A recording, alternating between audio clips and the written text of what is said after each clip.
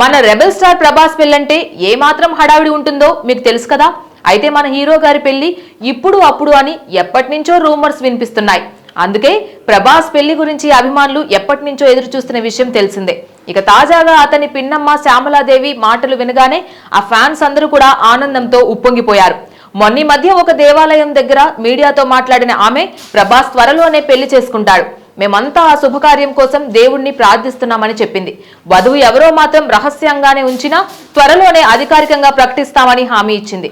అలాగే ప్రభాస్ కు పెద్దనాన్న కృష్ణంరాజు ఆశీస్సులు, కుటుంబం మొత్తం మద్దతు ఉన్నాయని పేర్కొంది. పెళ్లి ఘనంగా జరుగుతుందని, ఆ వేడుకలో మీడియా కూడా సాక్ష్యం అవుతుందని స్పష్టం చేసింది. ప్రస్తుతం ప్రభాస్ వరుస సినిమాలతో బిజీగా ఉన్న తన వ్యక్తిగత జీవితంలో ఈ ముఖ్యమైన అడుగు త్వరలో వేస్తాడని కుటుంబ సభ్యులు ఆశాభావం వ్యక్తం చేస్తున్నారు. ప్రభాస్ ప్రైవేట్ లైఫ్ గురించి అరుదుగా మాత్రమే వినే అభిమానులు ఇప్పుడు పెళ్లి అప్డేట్ కోసం ఆతృతగా ఎదురు చూస్తున్నారు.